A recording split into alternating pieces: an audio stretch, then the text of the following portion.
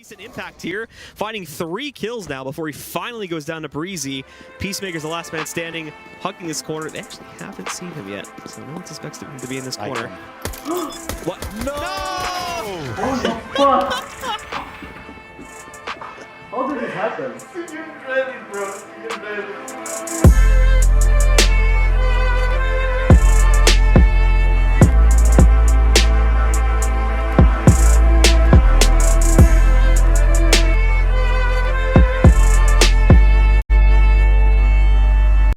The last time you were on Vision, you said that you were done playing H1. I figured that was coming.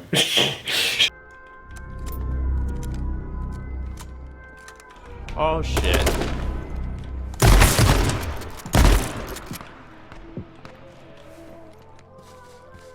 Oh fuck, dude.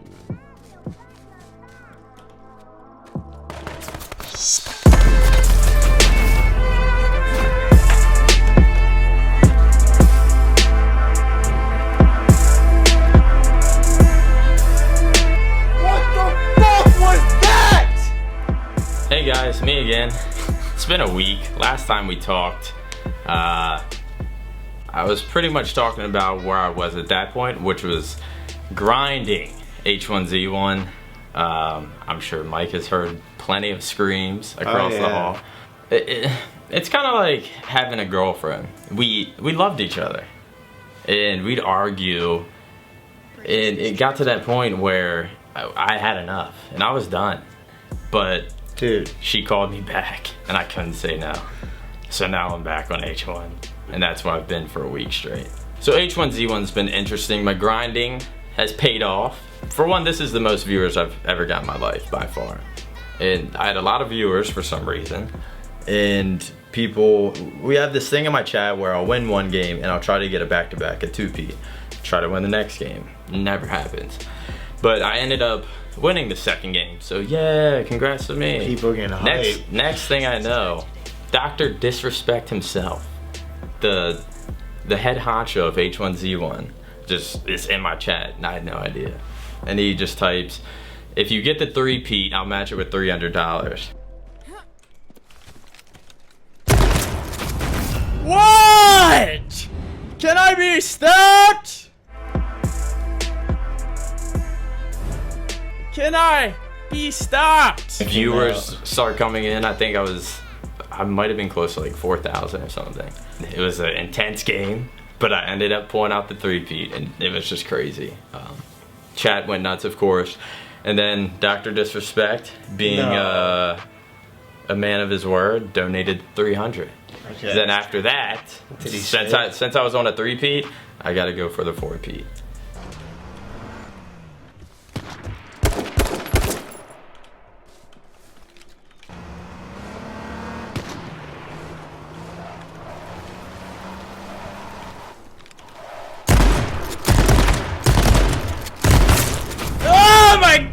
Can I be stopped? I'm a force! Who does this? Who does it? Like this? Shit! And I actually got the 4-peat. And I don't know how, because literally I can hardly win a game a night, let alone win 4 in a row. Jeez. And I ended up winning 4 in a row. Lost the 5th game, unfortunately. I think I was in like 23rd or something when I died in that game. Like I could have, it would have been nuts. But H1Z1 has been crazy. Definitely an experience. In between all the scrims and Halo and stuff, I've been playing a lot of H1Z1, streaming a lot of H1Z1. I'm sure some of you guys have watched it on my stream, and if you haven't seen it on my stream, you've been seeing Nick. It's kind of like a disease in the house. Everyone's kind of just been on it nonstop. Nick a little bit more than others, so I've been playing it basically every night. I've been streaming it after I play Halo. I get like 3, 4, 5 hours of Halo in, and then play H1Z1. And then Nick, he's been doing the same thing, and Nick actually found a potential mate, so that's good for him. My chat has been loving these past few days. Whoa! Alright, so one day, one great H1Z1 match, starting off hot, land right beside the cop car. Get the cop car, I'm cruising, and I pick up an AR on the way. Head down the street, see a little scrub just looting. I'm like, all right, free kill. Hop out the car, go to kill him, turn around, 2-tap to the dome. Then over my dead body, I see a pink lammy, in which I never saw before. So I'm like, nice lammy. Hey, I like your lammy. Thanks. And then someone responds with a girl voice saying, thanks. And I respond, Come to my stream and give it to me. and she responds, You come to my stream and give it to me. Ooh. of course, Twitch chat being Twitch chat, they had her stream instantly and they linked me. And she was like, oh my god, Maniac, she's cute and she's Asian. And if you know anything about me, well, in short. So after my chat, found out the stream, they were telling me to play duos with her, played some duos with her, and now it's just a funny thing. Move up, move up, move up, move up, move up. Shit. Let's get in this house. I think people are here though. Got him. I lost my helmet. Hold up. No! My god! Oh my god, I'm so pissed. So that's good for him. I think he could use a girl in his life. It's kind of a nice story on how they met. So I'm hoping that works out. But I don't know. Ever since Nick met that girl, his stream kind of blew up. So I think she made him. Well, can't win them all, huh? I'm gonna go sleep now. It's nice playing with you. Alright, GG's. See ya. Bye. No! All of a sudden we on. All of a sudden we got it. All of a sudden we savage. Going and going and going and going and yeah. All of a sudden, yeah. All of a sudden, all of a sudden, all of a sudden, yeah. All of a sudden, yeah. All of a sudden, yeah. All of a sudden, yeah. All of a sudden, yeah. All of a sudden, yeah. Let's get it. All of a sudden, yeah. All of a sudden, yeah. All of a sudden, man, you know we ain't blood, so why? You know, so last year when Turtle Wax stepped into esports and gaming in general as a sponsor, people wondered why that was happening. They're like, what does Turtle Wax have, a car cleaning thing, have to do with gaming? What do they have to do with esports? And immediately my reaction is like, all right, what does Ford have to do with the NFL? What does Toyota have to do with the NBA? Year 2, we're back with them with Turtle Wax. Got to do a bunch of fun things with them last year. Race exotic cars, which is also always I a didn't good get to time. do that. I'm mad about it. Where were you at? You just took the day off? I don't know. I don't know where. Where were you at? I guess this time we're gonna do exotic motorcycles, so you can do that this time. Let's go around, so you'll do that and we'll have fun. So yeah, it's awesome. Got to see a bunch of the new products that I don't think have been announced or released or even shown, so that was cool. There was one in particular that I can't wait for that to come out, because that is something, if I had a car, I would use that actually all the time. The reason they're coming back this year is because we kicked so much ass last year for them. Okay, I'm talking about we drove so much engagement, okay, that they're back this year. What's good about that, guys, and I'll explain it briefly just in case you don't know. When a non-endemic company, right, one that, as some of you put it, doesn't have anything to do with gaming, which now they do because they sponsor us, which now they do, gets so happy and gets gets such amazing results that they immediately start to talk to other people in the industry. And at that point, Turtle Wax becomes almost an ambassador for gaming and esports, okay, as a brand and as a company. What that means is that if they have any relationships with car companies or like a car manufacturer, and they say, hey, how did your venture go into esports? You know, how was that? Did you get good results? Was the engagement good? What was it? And if they say it was shitty, guess what? Immediately, that company, gone, forever. But if they are an ambassador of esports as a whole, guess what? There's now a new company that wants to invest in esports. It may not be OpTic, it may be somebody else. But the point is that they are coming in and helping esports, right? Non-endemic sponsors stepping into esports. It's always going to be a thing. And at first there's going to be a little pushback when somebody is going to be like, well, what do they have to do with esports? It doesn't matter what they have to do with esports. It's what esports can do for them. And if we do a good enough job, not only are you going to be doing a good job for yourself, but you're going to be helping the space in which you operate continue to grow. All of a sudden, yeah, all of a sudden, yeah, all of a sudden, yeah, all of a sudden. Yeah, what? Oh shit. He's going to pit? He's jumping top mid. Jumping top mid.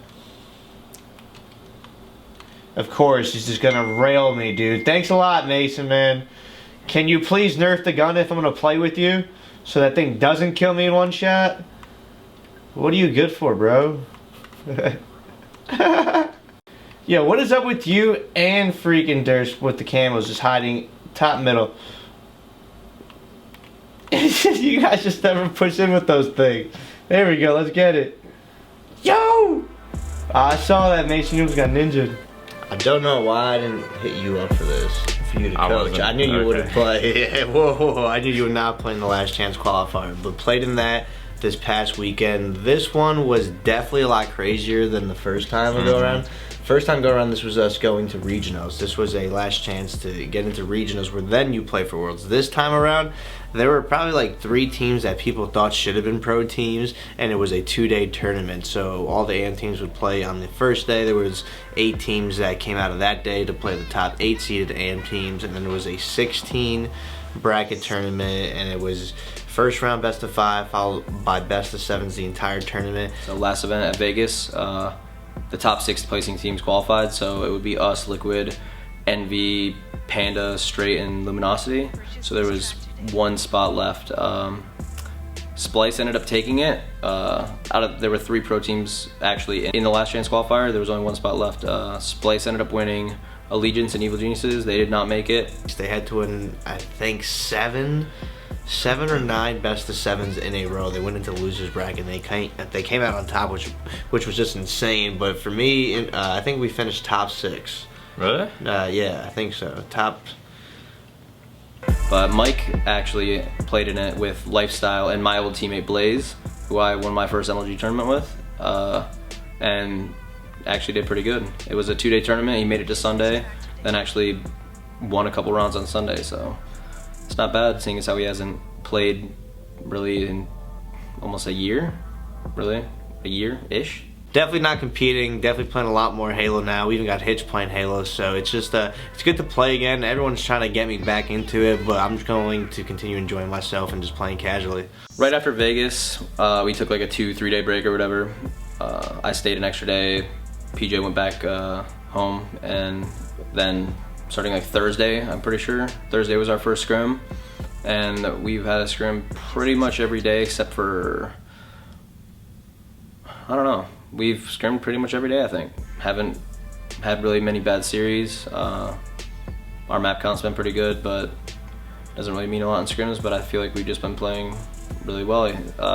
Going off our Vegas win with how we won, I feel like we're just coming right off that, playing the same just as well. And you know, PJ actually gets here soon. PJ gets here soon. I think maybe like today. I don't know. PJ's showing up for this last week before Worlds to stay at the house. I'll be here too, obviously. And then just gonna get this last week out and then fly out there. We fly out Wednesday, and then Friday it starts.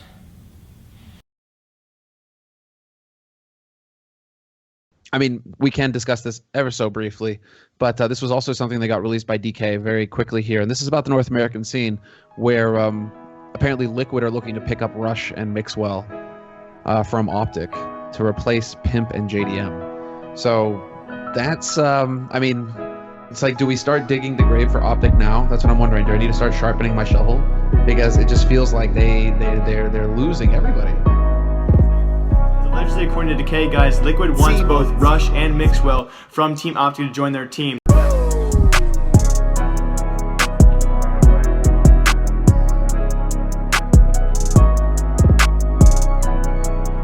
And now it looks like OpTic's gonna have more holes to fill with their roster. The team right now wants to get back to practice, and we went through a path where everyone didn't know exactly what to do, but right now we know that we have to start working and that this doesn't help. There has been rumors that there will be more roster change in our team.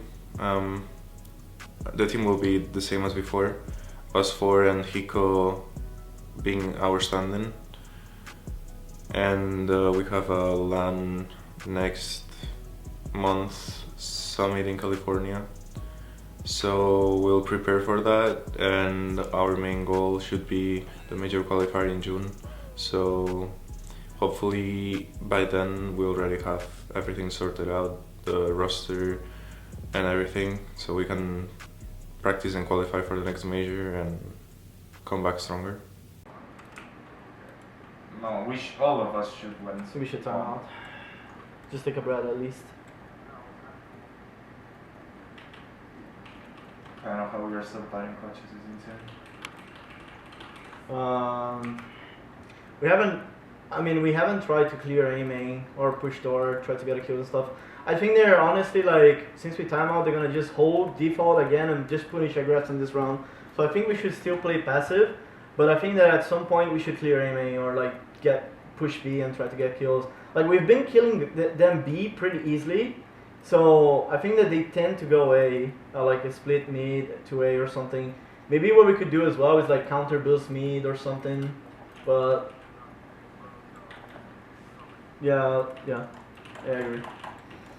But it has to be the perfect push. You know what I think we should do? We should take A main control, and maybe we should leave a guy on Shroud baiting them, maybe. For Peacemaker, I think he's a really great coach. He works a lot, but he is too emotional sometimes when things go wrong. So after the loss, I talked to the guys, and